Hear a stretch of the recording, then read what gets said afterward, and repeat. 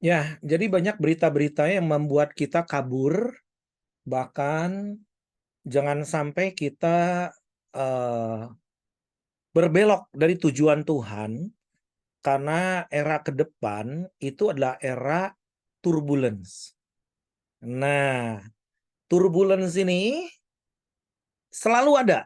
Kalau kita naik pesawat, ya, itu jadi kalau si pilot itu harus bisa membaca instrumen.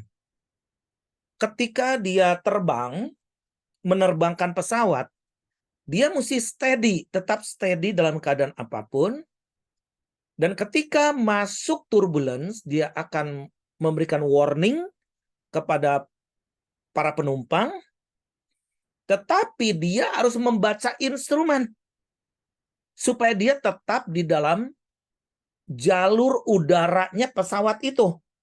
Kalau enggak, itu pesawat bisa pindah jalur.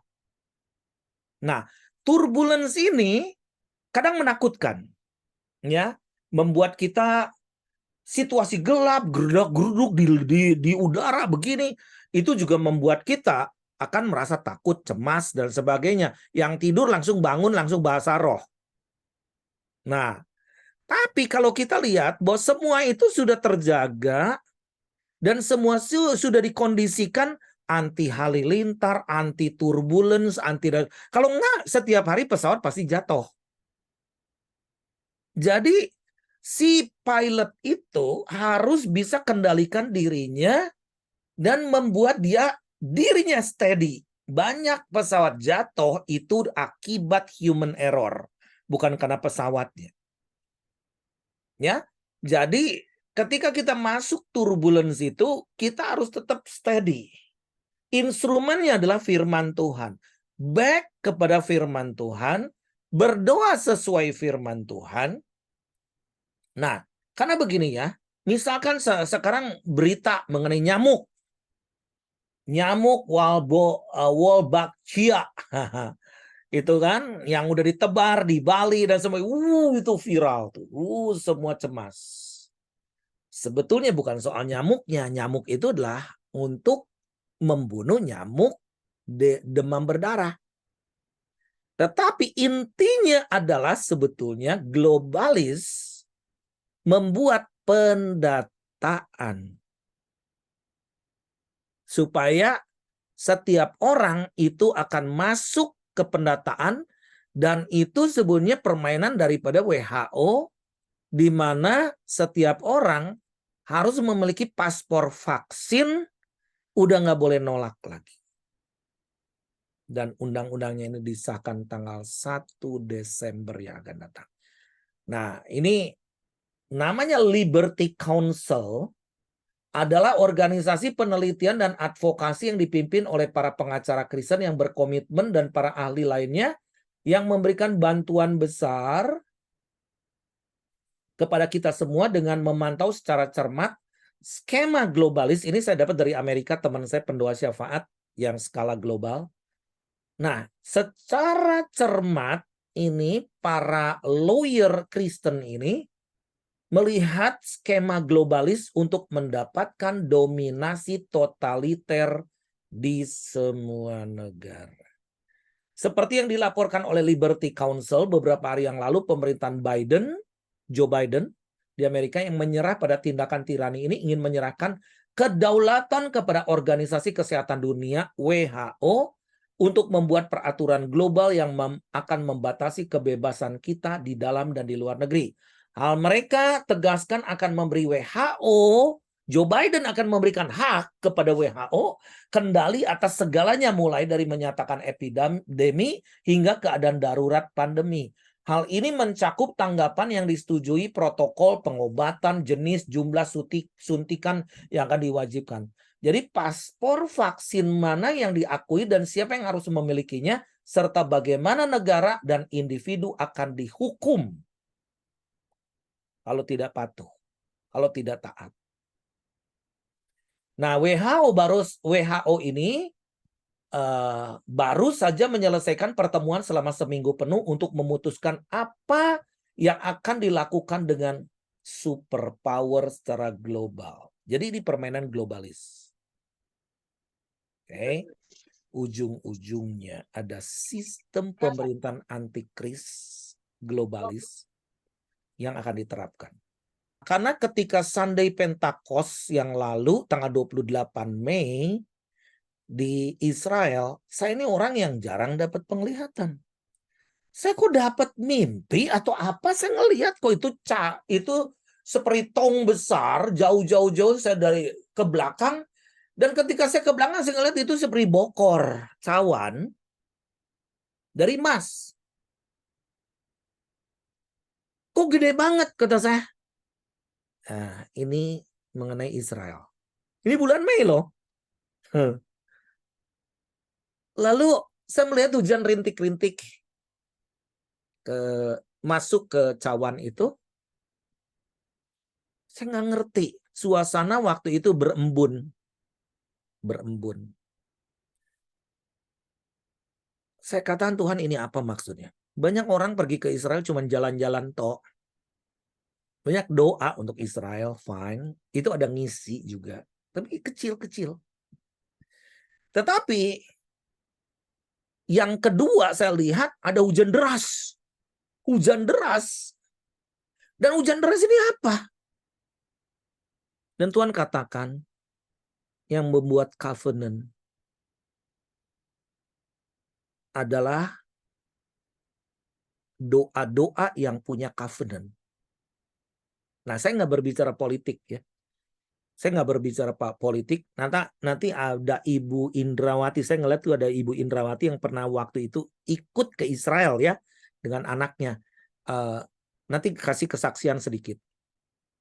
Coba Ibu Indrawati kasih kesaksian sedikit apa yang Anda dapat mengenai perjalanan ke Israel tanggal 28 Mei yang lalu, karena waktu itu desakan luar biasa, tapi juga kita berdoa sungguh luar biasa di tengah hujan deras, tapi ada erangan yang luar biasa.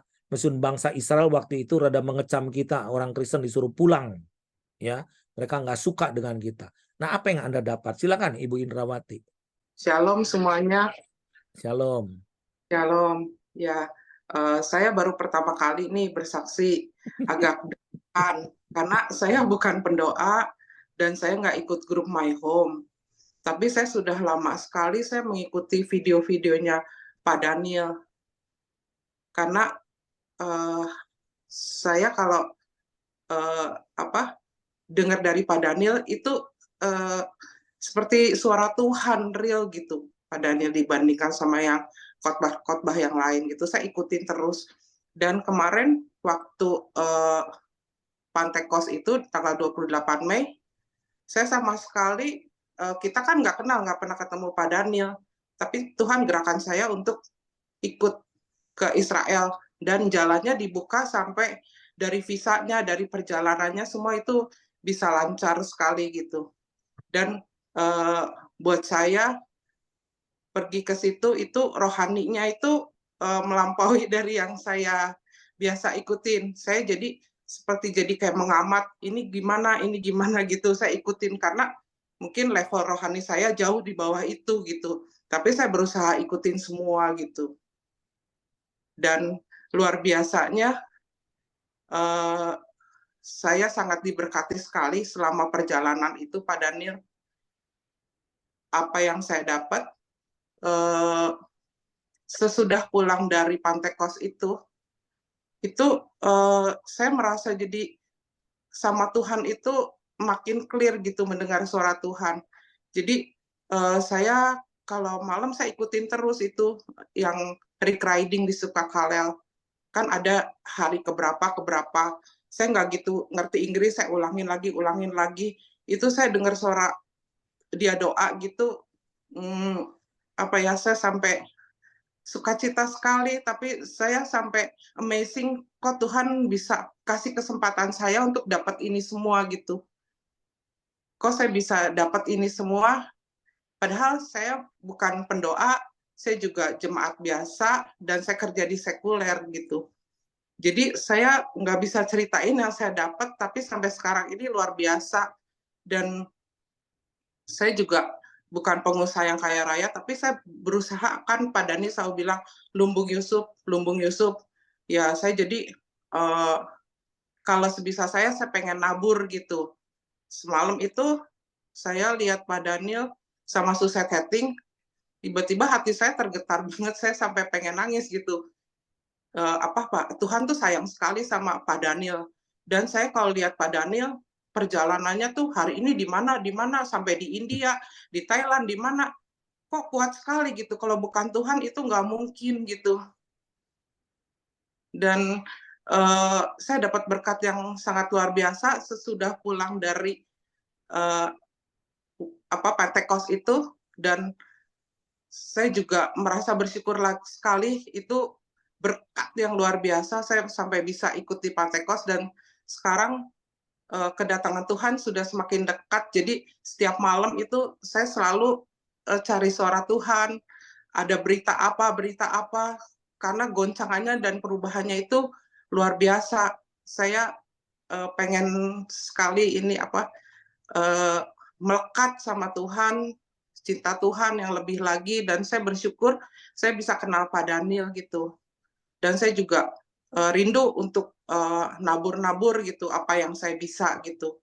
Karena kalau Tuhan udah suruh saya, itu hati saya bergetar, saya sampai keluar air mata, nggak bisa gitu. Pak Daniel udah nggak bisa ditolak lagi apa yang Tuhan suruh gitu. Jadi saya sangat diberkati sekali. Itu aja Pak Daniel. Luar biasa. Ya, kita dengarnya bergetar. Saya ngelihat Ibu Indrawati dengan anaknya ikut tuh ya, dengan kepolosannya gitu ya, dan ketulusannya itu luar biasa gitu ya. Polos aja yang dia omonginnya gitu. Dan itulah Tuhan kita. Tuhan itu butuh ketulusan dan kepolosan kita. Nah, saya Tuhan baik. masuk ya. Iya, Tuhan baik, benar. Tuhan baik sekali. Iya. Nah, saya tuh lihat-lihat video, ada orang yang upload video saya. Nanti saya suruh Sule, tolong mana aslinya ini video saya 3,5 tahun yang lalu ngomong di Tiberias, itu cuaca 0 derajat. Saya sendiri nge-shoot, dan saya ngomong sekitar 15 menit, itu nanti Sule mungkin bisa tolong cariin atau di re-upload gitulah ya. Nanti dibagikan. Wih, saya sendiri kaget, padahal saya ngomong, kok 3,5 tahun yang lalu saya udah ngomong, siapkan lumbung. Akan terjadi kegoncangan hebat. Tetapi anak-anak Tuhan akan jadi berkat. Nah, saya akan masuk mengenai tema kita. The day of tomorrow. Divine intervention. Intervensi kuasa Tuhan. Kita buka di dalam 2 Korintus 4 ayat 13. Namun karena kami memiliki roh iman yang sama, seperti ada tertulis, aku percaya sebab itu aku berkata-kata. Sekali lagi. Aku percaya sebab itu aku berkata-kata. Maka kami juga percaya dan sebab itu kami juga berkata-kata. Ini kunci. Ini kunci buat kita semua, termasuk saya. Jangan salah ngomong. Apa yang kita percayai, ini namanya roh iman. Katakan. Katakan. Maaf ya, maaf sekali ya. Kadang suka ada sih orang-orang yang bernubuat buat saya, luar biasa nubuatannya. Ada, saya akan jadi pengusaha besar, saya akan dilimpahkan berkat, gini. Oke, that is good.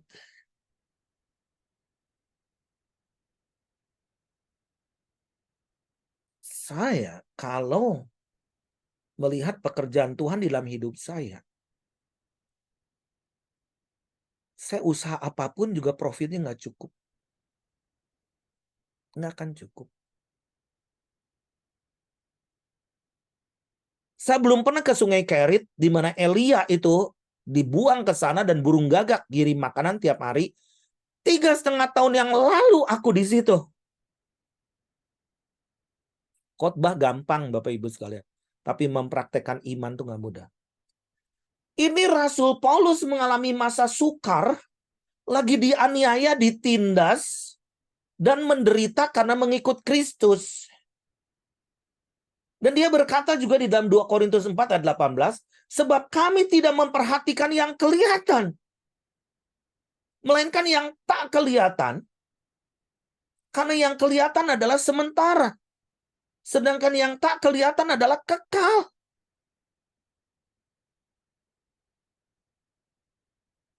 Bukankah firman Tuhan berkata, firman-Ku pelita bagi kakiku, terang bagi jalanku. Kita mau dunia gelap, mau gonjang-ganjing, mau ada turbulence, mau ada perang apa dan sebagainya. Kalau kita ada firman Tuhan, itu terang, itu akan menerangi jalan kita. Saya nggak takut dicap mata duitan kalau saya menantang orang, karena nggak ada yang masuk ke kantong saya. Tapi saya pun dicukupkan Tuhan secara luar biasa. Nggak pernah minta makan sama orang lain. Justru kita harus buktikan. 3,5 tahun yang lalu itu di YouTube itu saya ngomong. Lumbung, lumbung, siapkan lumbung. Ibrani 11 menulis kata iman 22 kali. Hanya Ibrani 11 doang. Nah, di dalam Ibrani 11 ayat 29 dan 30 saya baca ya. Karena iman maka mereka telah melintasi Laut Merah. Sama seperti melintasi tanah kering, sedangkan orang-orang Mesir tenggelam ketika mereka mencobanya juga. Karena iman maka runtuhlah tembok-tembok Yeriko setelah kota itu dikelilingi 7 hari lamanya.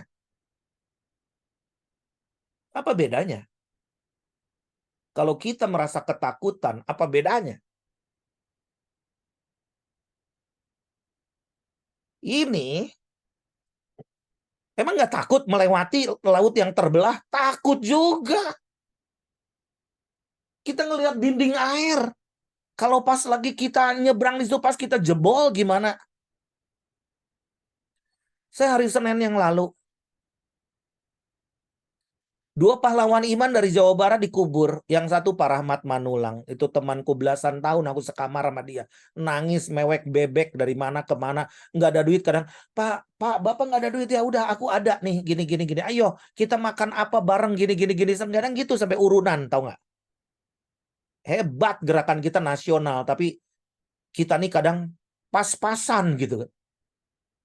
Yang satu adalah Pak David Cakra. Dia adalah seorang gembala sidang dengan gereja yang cukup besar di Kota Bandung. Di Kota Bandung itu saya kalau ketemu dengan dia, dia udah Pak Daniel ngucapin satu kata aja. Satu kata Pak Daniel, udah aku nurut aja gitu. Sekarang kata-kata itu udah nggak ada. Ketika saya ke Tasikmalaya bersama dengan Rizdo, 2 pahlawan iman udah nggak ada. Aku masih ada.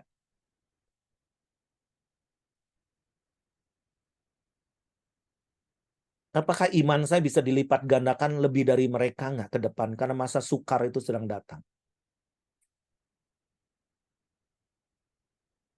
Nah, di situ saya merenung. Saya nemenin Suset, gak ada yang nemenin Suset mau ke Tasikmalaya. Jauh, 8 jam dari Jakarta. Dan saya katakan, I will be there, Suset. Don't worry. You are not alone. Kamu nggak sendiri. Karena saya tahu cawan kemurahan harus diisi, apalagi untuk Indonesia. Untuk pemilu ini. Mereka tuh yang percaya dukun-dukun lagi all out, bayar semua dukun. Kita kalau nggak doa gimana? Kita kalau nggak ada unity gimana? Dan saya tunjukkan foto-foto 12 gereja yang dibakarin di Tasikmalaya tahun 2000-an ke Suset. What? Suset, I'm going to show you these pictures, oke? Okay? 12 gereja yang dibakarin dan saya ada di situ fotonya itu. What? Karena itu aku mau bawa kamu ke Tasikmalaya. Di situ saya pikir, waduh, gue ngejebak pendeta besar pergi ke situ, ke kota kecil gitu ya. Ternyata enggak loh, pulangnya dia ngomong gitu. Daniel, I must go there again. Artinya harus kenceng di sana. Jangan tidur, itu seperti tidur anak-anak Tuhan. Saya katakan thanks Lord. 14 kota harusnya kota-kota gede kayak ibu kota provinsi kayak. Kalau ini kan ibu kota kabupaten. Di dalam Lukas 17 ayat 6. Jawab Tuhan, kalau sekiranya kamu mempunyai iman sebesar biji sesawi saja, kamu dapat berkata kepada pohon ara ini, terbantunlah engkau dan tertanamlah di dalam laut, dan ia akan taat kepadamu.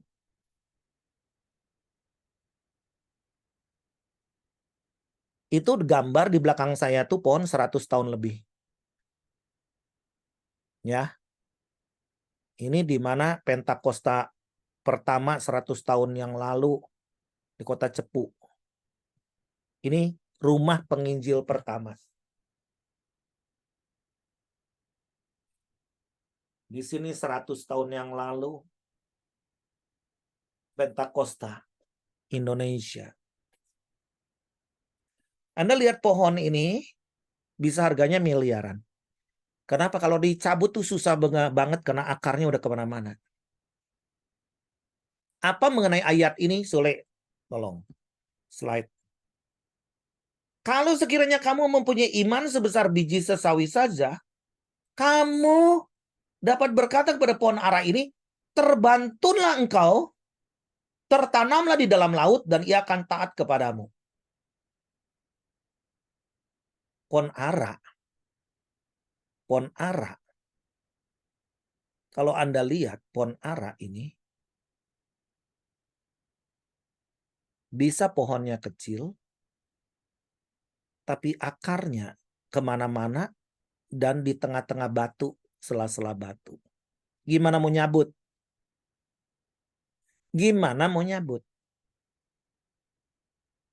Impossible. Paling dipotong dahannya. Tumbuh lagi. Next slide. Slide berikut. Enggak, nanti. Nanti sebelumnya. Nah itu. Akarnya itu, men. Gimana jadi langsung tertanam di dalam laut?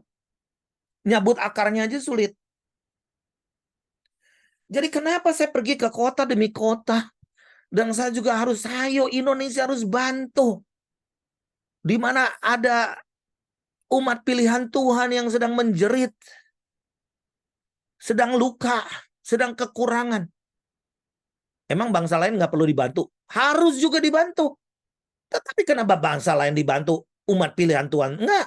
Masalahnya gitu kan. Aku nih butuh sekarang dipanggil oleh Tuhan tuh supaya imanku bukan iman gua sendiri. Kalau aku mau udah cukup, hidup gak usah susah-susah kayak begini.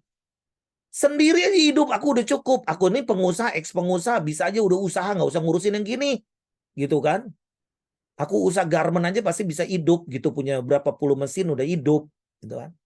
Tetapi I'm called, aku dipanggil untuk mengkorporasikan iman dari tubuh Kristus bersama-sama. Next slide. Lihat Suzette Hatting dan saya. Saya mau terus terang aja ya. Ini beberapa waktu yang lalu kita nih nggak punya uang sama sekali. Ketawa-ketawa, cipiki disanjung Ibu Susat ya sebagai mama untuk Papua. Uang untuk pulang nggak ada untuk beli tiket. Dikas 5 juta, siapa dulu yang harus pulang? Tapi waktu itu, yuk kita berdoa. Kita bukan minta tiket pulang. Ketika kita datang ke sini, apa yang Tuhan mau? Minta kepada Tuhan, kataku. Minta kepada Tuhan. Lalu Suset ngomong begini, oke, kita bangun mezbah bagi Tuhan. Aku numpuk batu. Ternyata dia naik ke batu itu, padahal kecil. Waduh, udah badan gede, takut jatuh. Dan dia kata, tidak ada mezbah yang kosong. Kirimkan apimu. I'm willing to die for Papua. Aku siap mati untuk Papua. Dan di tanah ini, aku akan mendirikan rumah. Next slide. Nih, di tanah ini, di pinggir pantai ini. Next. Sekarang jadi begini. Next. Siapa yang mau nginep? Nginep di sana.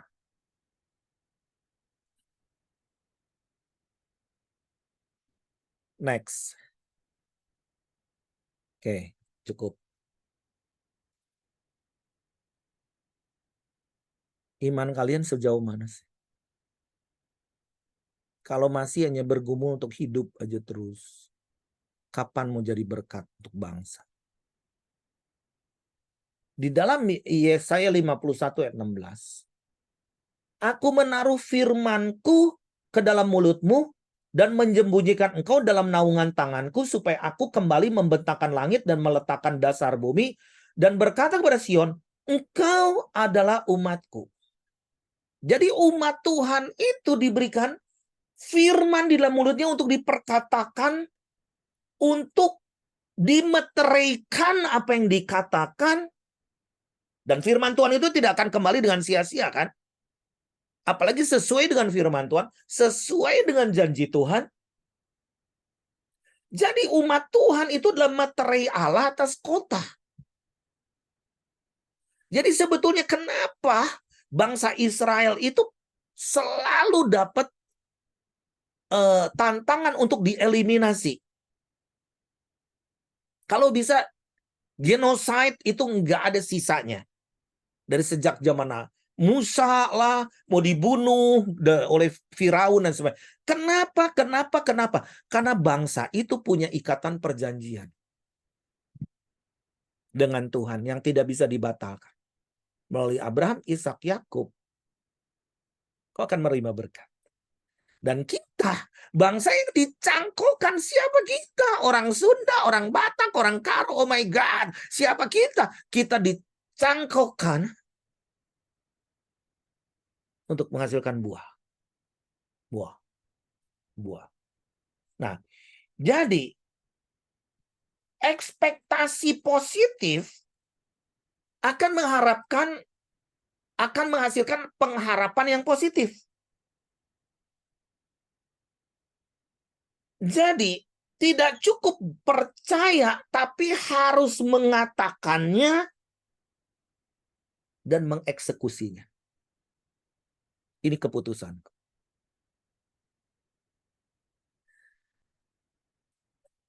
Pernah nggak Anda mendengar saya langsung batal?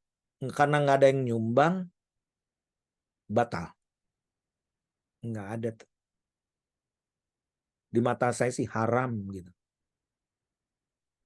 Istri saya seringkali tahu. Kalau udah saya siapin apa yang kita udah punya. Mau mobil lah, mana surat. Mau rumah lah, mana sertifikat. Karena kalau kita nih punya sesuatu, itu tuh kita mengelola. Beratnya itu karena kita punya sense of belonging. Milik kita, Tuhan hanya memberkati. Oh salah. Seringkali apa yang kita rilis, kita akan dapat blessing lagi. Tapi bukan blessingnya lagi. Kita tabur lagi. Supaya berkatnya itu ke generasi demi generasi. Ngerti nggak? Bukan kepada kita doang. Salah kalau hanya ke kita doang. Nah, jadi firman Tuhan katakan begini. Biar yang lemah berkata aku kuat. Yang miskin berkata aku kaya. Jangan karena hari ini urusan nyamuk lah, urusan inilah, urusan itulah, gimana gitu kan. Lah kita juga belum sekarat kok gitu kan. Kita ini we are blessed, kita diberkati untuk menjadi berkat. Nah, coba kita lihat satu hal. Saya pernah pergi ke Jenewa, ya, Jenewa, di mana ada reaktor nuklir, bukan nuklir, reaktor itu teknologi, soal teknologi. Itu yang disebut God particle. Itu apa tuh? Sel terkecil sekali yang disebut God particle, itu proton. Sel atau unit yang paling kecil nggak kelihatan. Tetapi mereka akan buat dengan triliunan sel itu akan ditubrukkan dan jadi Big Bang. Jadi Big Bang. Ledakan yang super luar biasa, supernova. Maksudku kenapa saya bicara begitu? Hal yang kecil dari lidah kita bisa mengubah sejarah. Bisa mengubahkan bangsa. Coba slide-nya, Sule. Ini saya mau cerita sedikit. Bangsa kita mau kemana? Depend. Tergantung dari sikap kita sekarang. Bagaimana? Coba kita lihat Indonesia.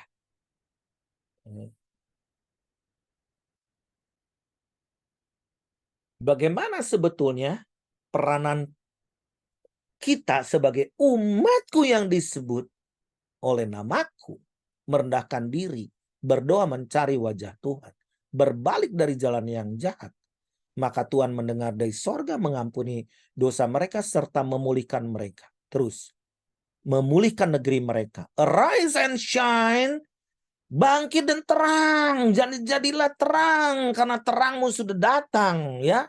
Ini terus saja, terus sampai ke slide 3. Lihat Indonesia tahun 1998.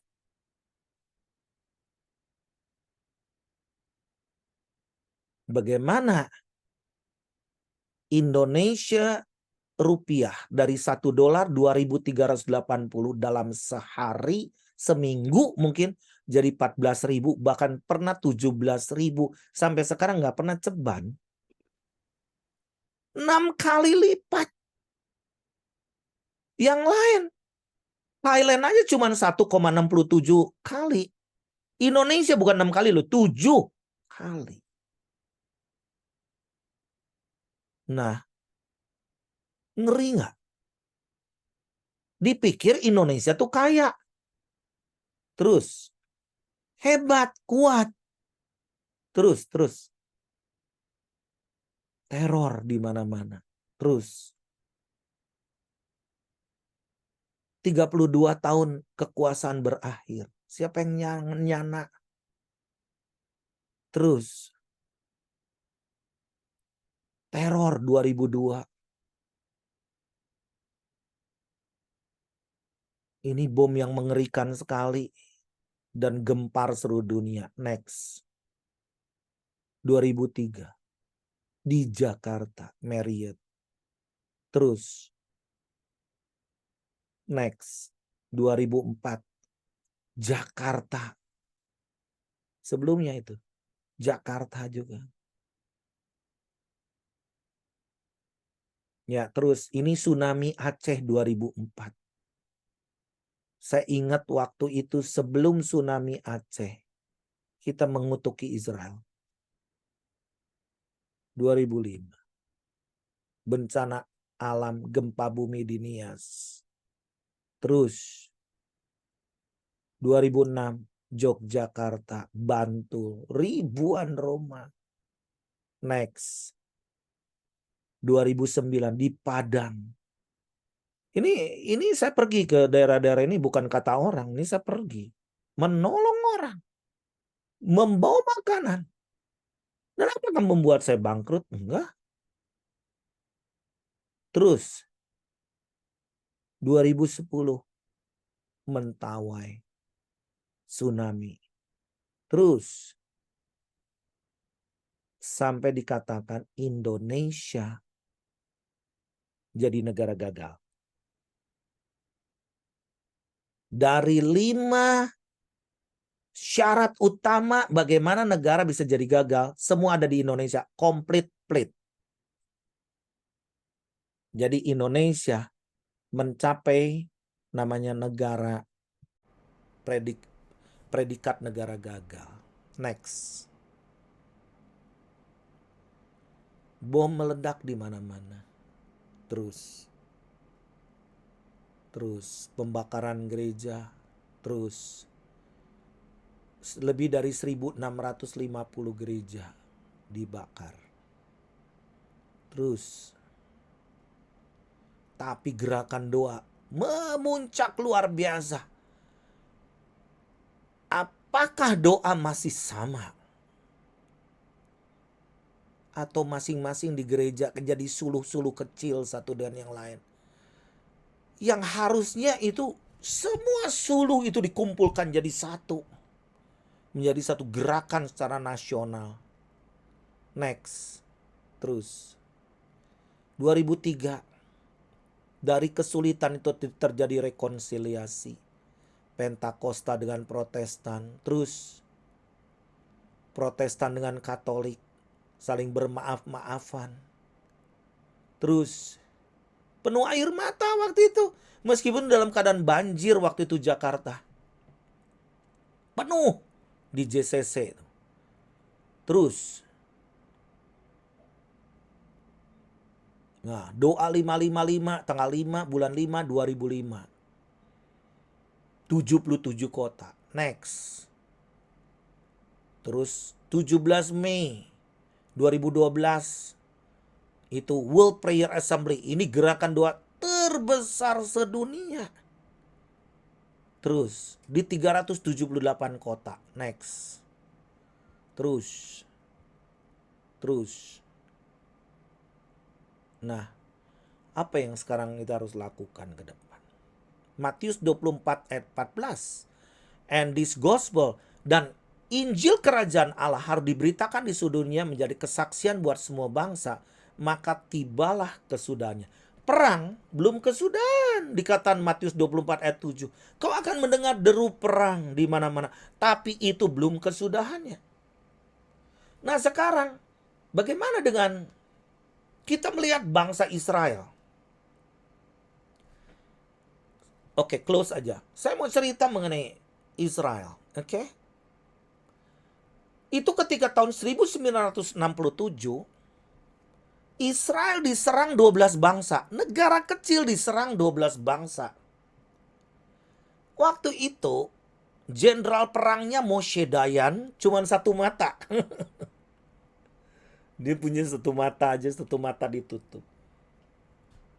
Dia katakan kalau Israel diserang, maka Israel akan memakai senjata paling mutakhir.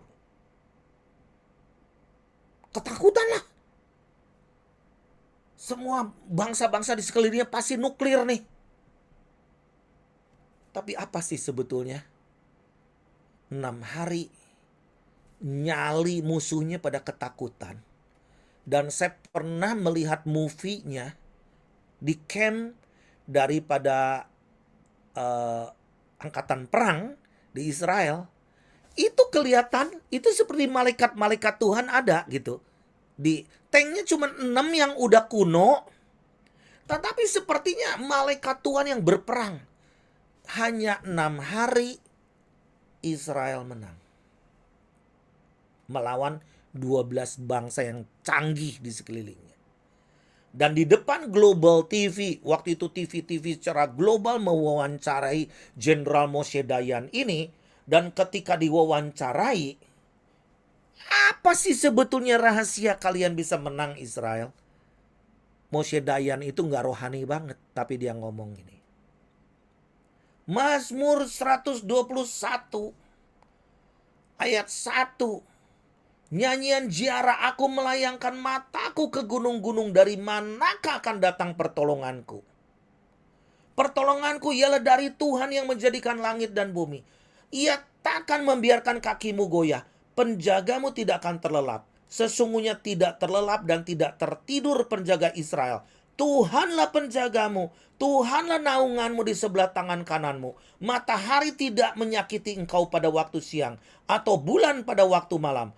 Tuhan akan menjaga engkau terhadap segala kecelakaan. Ia akan menjaga nyawamu. Tuhan akan menjaga keluar masukmu dari sekarang sampai selama-lamanya.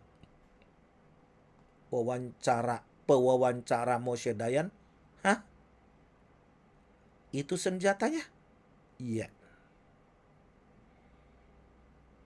Apa yang terjadi dengan Hamas sekarang? Kenapa bisa menyerang Israel dengan begitu mudah? Kesombongan. Tidak ada unity. Dan tahu nggak? Itu tanggal 7 Oktober tuh hari Yom Kippur. Harusnya berpuasa.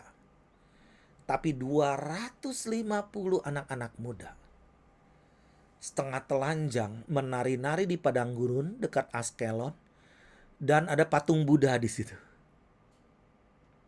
Lagi ngapain? Itu sama dengan menghina Tuhan. Dan sama dengan penyembahan lembu emas di padang gurun. Oke. Sekarang pertanyaannya, Tuhan sejauh mana menolong mereka? Gak pernah sepanjang sejarah orang Yahudi dimanapun termasuk kita semua berdoa. Tinggal tunggu waktu. Tinggal tunggu waktu. Tinggal tunggu waktu. Ibrani 4 ayat 12. Sebab firman Allah hidup dan kuat, lebih tajam daripada pedang bermata dua manapun. Ia menusuk amat dalam sampai memisahkan jiwa dan roh, sendi-sendi dan sumsum. Ia sanggup membedakan pertimbangan dan pikiran hati kita. Jadi, Anda yang ada di sini, saya katakan, Anda tidak akan terlibas oleh karena krisis atau apapun. Malam hari ini, tingkatkan imanmu, roh imanmu. Tapi situasinya begini. Kita sudah dalam keadaan sulit sekarang. Udah terlambat. Tidak ada kata terlambat di mata Tuhan.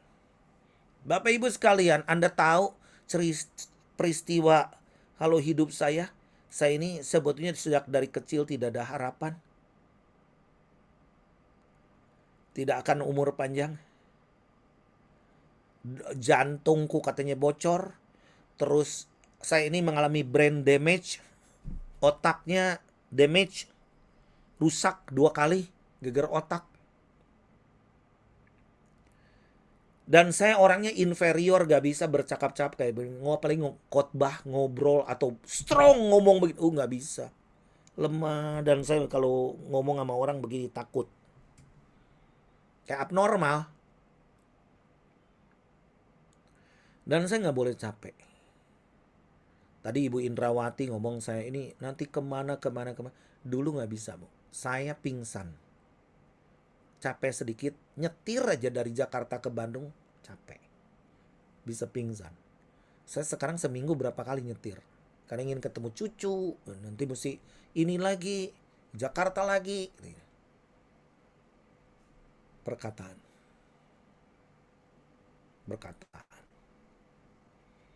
Saya ingin kita semua buka Alkitab itu. Kalau yang gak bisa buka karena Anda pakai gadget Zoom ini, Anda ucapkan setelah saya. Karena harus terdengar oleh telingamu. Saya akan baca Mazmur 121. Ya. Dari ayat 1 sampai ayat yang ke-8. Jangan takut.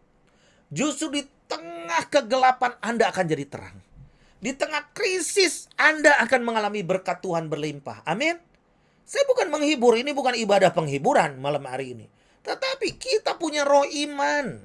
Buat apa kita punya iman kalau kita hidup kita selalu kalah terus? Ya, yuk. Yang bisa buka, yang gak bisa, gak apa-apa. Ikuti. Ya. Dan tolong ngomong dengan keras. Ya. Ngomong dengan keras. Ya. Aku melayangkan mataku ke gunung-gunung. Dari manakah akan datang pertolonganku? Dari antara pertolonganku. Pertolonganku ialah dari Tuhan, Pertolonganku ialah dari Tuhan yang menjadikan langit dan bumi. yang yang menjadikan menjadikan langit dan bumi. dan Ia takkan membiarkan kakimu goyah. Ia Ia takkan biarkan kaki goyah. Penjagamu tidak akan terlelap. penjagaku tidak Gelap.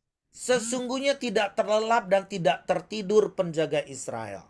Sesungguhnya tidak terlelap dan tidak tertidur penjaga Israel. Penjaga Israel. Tuhanlah penjagamu, Tuhanlah penjagamu, Tuhanlah naunganmu Tuhanlah naunganku. di sebelah tangan kananmu. di sebelah tangan. Matahari tidak menyakiti engkau Matahari tidak menyakiti engkau pada waktu siang, pada pada waktu siang atau bulan pada waktu malam. atau bulan pada waktu malam. Tuhan akan menjaga engkau. Tuhan akan menjaga engkau. Tuhan akan menjaga keluargaku Tuhan akan menjaga keluarga terhadap segala kecelakaan. terhadap segala kecelakaan. Ia akan menjaga nyawaku dan keluargaku. Ia akan menjaga nyawaku dan keluargaku. Tuhan akan menjaga keluar masukku Tuhan akan menjaga keluar masukku dari sekarang sampai selama-lamanya. Aku berdoa sekali lagi Tuhan untuk setiap hamba-hambamu, pakai mereka. Mereka akan mengalami terobosan. Menghadapi tahun yang baru 2024, mereka akan mengalami terobosan. Apa yang selama ini tertutup akan terbuka. Aku percaya di dalam nama Yesus. Aku percaya dengan iman, terbuka apa yang tertutup selama ini Tuhan. Dan di dalam nama Yesus, setiap pribadi apa yang merasa kehilangan akan Tuhan kembalikan. Kembalikan di dalam nama Yesus. Oh Ramasyakaralabasikiri. Dan semua ya Tuhan yang merasa kehilangan Kau akan hiburkan. Dan mereka akan mempunyai lumbung-lumbung untuk menjadi berkat Tuhan. Dan kami akan mengubah bangsa kami menjadi bangsa domba, bukan bangsa kambing. Saya minta Pak Agus Sumadyo untuk menutup dalam doa. Sungguh kami bersyukur Tuhan. Kalau malam hari ini Roh Tuhan bekerja dan berkarya dalam hati kami, dalam mezbah korporat malam hari ini. Engkau memakai hamba-Mu luar biasa. Engkau mengurapinya dengan hikmat surgawi. Roh Kudus yang berbicara melalui hamba-Mu Bapak Daniel Panji. Sehingga kami boleh mengerti apa yang menjadi kehendak Tuhan. Kami boleh mengerti apa isi hati Tuhan. Dan bahkan kami semakin dikuatkan. Semakin mengerti apa yang maunya Tuhan dalam kehidupan kami. Bahkan iman kami akan semakin hari semakin bertumbuh, semakin hari semakin unity dengan Tuhan. Hanya Engkaulah Tuhan penjaga kami, penjaga Israel yang tidak pernah tertidur dan tidak pernah terlelap. Bahkan Engkau akan menjaga kami, keluarga kami, bahkan mezbah korporat, my home yang ada di Indonesia untuk menjadi berkat bagi bangsa-bangsa. Kami percaya Tuhan akan memberkati seluruh my home yang ada di Indonesia untuk menjadi berkat. Terlebih malam hari ini, secara pribadi kami pun boleh merasakan lawatan-Mu Tuhan. Kami boleh merasakan jamahan-Mu. Roh Kudus turut bekerja. Ini bukan karena kami buat-buat, tapi kami benar-benar merasakan akan hadirat dan lawatan-Mu. Terima kasih Bapa, terima kasih Yesus, terima kasih Roh Kudus. Berkati hamba-Mu Bapak Daniel Panji semakin hari semakin heran. Tambahkan hikmat surgawi dan biarkanlah Roh Kudus-Mu terus menerus memberikan hati seorang Bapa. Hati Bapa dalam kehidupannya sehingga mengerti apa yang harus dilakukan dalam kehidupannya. Terima kasih Tuhan, terima kasih. Kiranya berkat itu juga dirasakan oleh anak-anak-Mu yang ikut di dalam Zoom pada malam hari ini. Lawatan Tuhan juga mereka boleh merasakannya. Terima kasih Bapak, terima kasih buat semua yang Tuhan kerjakan pada malam hari ini. Biarlah nama Tuhan semakin hari semakin dipermuliakan. Hati kami semakin rindu untuk mendekatkan diri kepada Tuhan.